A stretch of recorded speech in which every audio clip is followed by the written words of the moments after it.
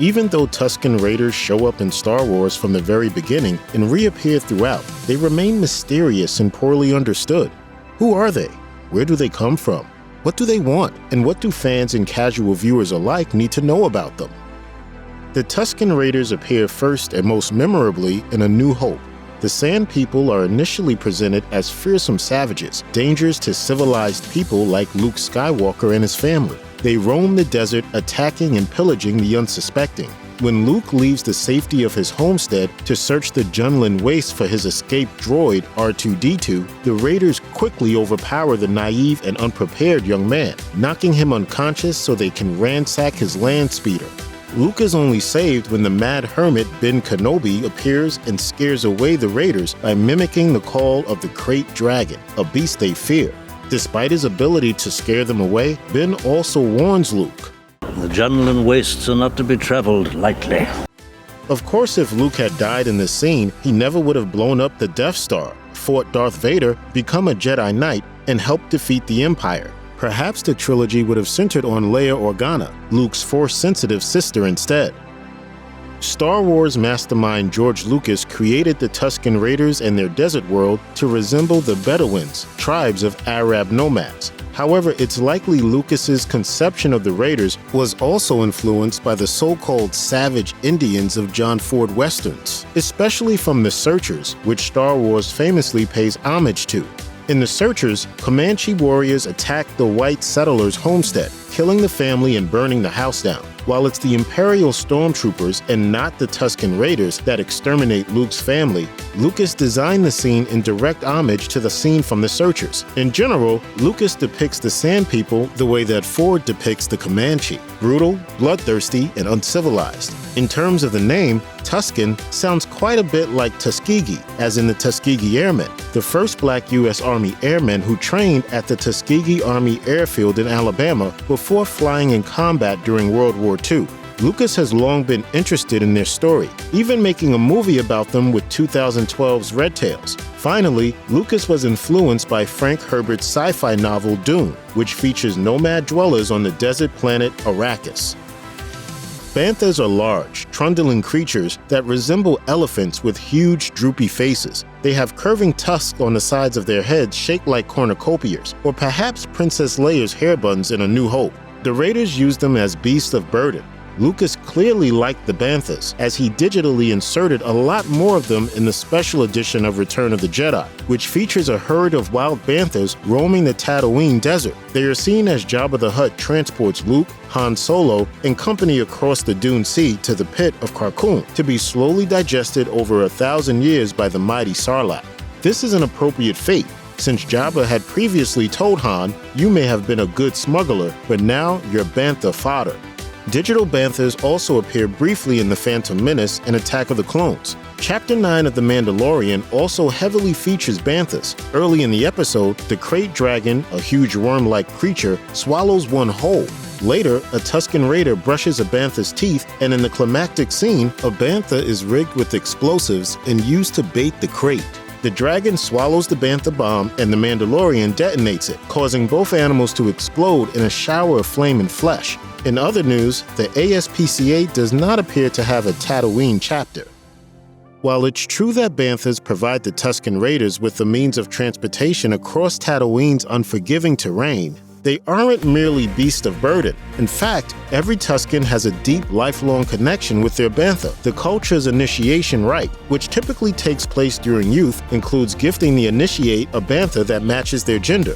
When Tuskens marry, their Banthas mate as well, and in the unfortunate circumstance that a Bantha should die before its rider, tradition calls for its remains to be interred in a graveyard with sacred meaning to the Tusken people. One of the Star Wars saga's strongest points is the way in which even incidental elements can be fully fleshed out into stories of their own, and the bond between the Banthas and the Sand People is a perfect example. They may have served as little more than a brief, terrifying plot point in A New Hope, but the hidden depths to their story offer some of the franchise's most compelling allegories. The Tuskens have a cameo during the Episode 1 pod racing sequence, and their brief appearance in the movie echoes their aggressive characterization from A New Hope. In the scene, young Anakin Skywalker is racing the villainous Bulba to gain his freedom from slavery when the Tuskens attempt to disrupt the race. From their perch in the rocky hills above the desert racetrack, the Raiders take pot shots at the racers with their long-barreled rifles and celebrate when they hit Anakin's pod. Whether the Tuskens are doing this for a vicious sport or whether they feel they are protecting their territory from interlopers is never specified. Either way, the brief scene sets the stage for the Tuskens' longer appearance in Episode 2, a movie that seems to use their established villainy to justify their wholesale slaughter. Tusken Raiders feature prominently in Episode 2, Attack of the Clones, in which they kidnap and brutalize Anakin's mother, Shmi Skywalker. Anakin sneaks into their camp to retrieve her, but he is too late and she dies in his arms. In a fit of vengeful rage, he exterminates every Raider in the camp, including women and children. This scene appears to further equate the Sand People with cinematic Native American violence in Lucas's vision. The kidnapping and slaughter in Attack of the Clones again echoes The Searchers, when the title characters discover kidnapped white women in Comanche tents, similar to the ones in Episode 2. Later, John Wayne's character, Ethan, gleefully participates in a bloody slaughter of the Comanche, which includes scalping them. Anakin also appears to relish his butchery and tells Padme that he simply slaughtered them like animals. Although Lucas means to portray Anakin's killing as heartless, a significant step towards his embrace of the dark side, the director's sympathies seem to lie at least partially with Anakin. Anakin may be in the wrong, but the Raiders are nevertheless depicted as sub-creatures undeserving of pity. Like most pop culture properties that have been around for decades, Star Wars has tried to keep up with the times by reflecting social and cultural changes. In particular, the franchise has attempted to be more diverse in its race and gender representation, an effort that has resulted in backlash from some fans who don't care for change. The Mandalorian has been part of this effort, both with its casting and behind the camera. It even attempts a makeover of the Tusken Raiders by representing them as a less overtly aggressive and more complex culture. The more complex portrait of the Sand People of The Mandalorian debuts in Chapter 5 of Season 1, when another character implies that the Tuskens are filth who bother the locals. The Mandalorian responds, "Tuskens think they're the locals. Everyone else is just trespassing." He then peacefully attains passage through their land by negotiating with them in their sign language. This is the first notion anywhere in film Star Wars that Raiders have a language, let alone one that allows them to communicate with other peoples. Language is one of the most important markers of civilization, and this episode presents it as a feature of the Tuskens, who are no longer depicted as the backward savages of previous eras. After their cameo in Chapter 5 of The Mandalorian, the Tuskens return in the action-packed Season 2 opener in an even more vital role. In this episode, the Mandalorian enlists their help to kill a krayt dragon. This quest returns full circle to the saga's introduction of the Sand People in A New Hope, when Ben Kenobi's krayt noises frighten them away from Luke. But this time, we see the actual beast and quickly understand why the Sand People, as well as the human settlers of the frontier town Mos Pelgo, fear it.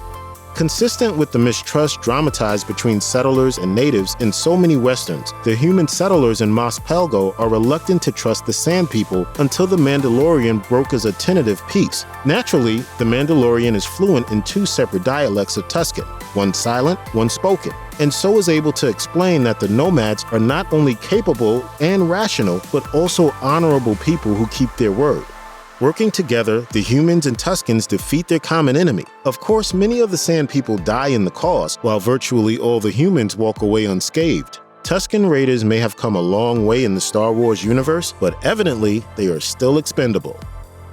Not much about Tusken culture is seen or discussed in the Star Wars movies, but as with just about any other species that's even so much as glimpsed in the background of a scene, there's a deep well of information about the Raiders that Star Wars fans can glean from a variety of sources. Indigenous to Tatooine, the Tusken Raiders not only view outsiders with deep and often violent mistrust, but they regard natural resources, particularly water, with a spiritual level of respect. It's this component of the Tusken belief system that led them to raid moisture farms and attack travelers who wandered too close to the planet's scarce natural wells. Of course, all any longtime Star Wars fan wants to know about the Tusken Raiders is what they look like under their masks, a question that seems unlikely to ever be answered in canonical media. The Tuskens have an almost religious aversion to removing them, only showing their faces during life milestones such as their wedding night. The Tusken Raiders speak using a combination of vocal speech and sign language, and as we see in The Mandalorian, our hero is well versed in both forms. What casual viewers may not realize, however, is that Tusken Sign Language is real, and it was developed by actor Troy Kotsur, a Mandalorian actor who is deaf and developed the language to look as little like American Sign Language as possible. Mandalorian viewers caught a good glimpse of Kotsur's work during the Season 2 episode The Marshal, in which Mando and Cobb Vanth team up with a Tusken tribe to kill a crate dragon that's been plaguing the Tatooine outpost of Mos Pelgo. In late 1977 and early 1978, the first year after the original film's release, Star Wars sold $100 million worth of toys. Industry-wide sales are up by almost 8%, most of the increase attributable to the space toys craze. 22 million figures per year. Since then, Star Wars toy merchandising has become a billion-dollar industry, still thriving today with new action figures, Funko Pops, and Lego sets introduced regularly. There are even books and documentaries devoted to the creation and selling of the toys, as well as many volumes and sites cataloging them. George Lucas famously negotiated the rights to the Star Wars sequels from 20th Century Fox, partially so he could have the merchandising rights as well. One cynical way of explaining the sheer number of new characters and ships for each new movie is by considering how many new toys Lucas could peddle. Along with their more diminutive fellow Tatooine dwellers, the Jawas, the Sand People, as they were then known, were among the first dozen figures to kick off the global merchandising phenomenon. There have been many iterations of the figure since, some now going by their proper Tusken Raider designation. The original vintage action figure, now a collector's item, can be had for hundreds of dollars on eBay. Check out one of our newest videos right here. Plus, even more Looper videos about Star Wars are coming soon. Subscribe to our YouTube channel and hit the bell so you don't miss a single one.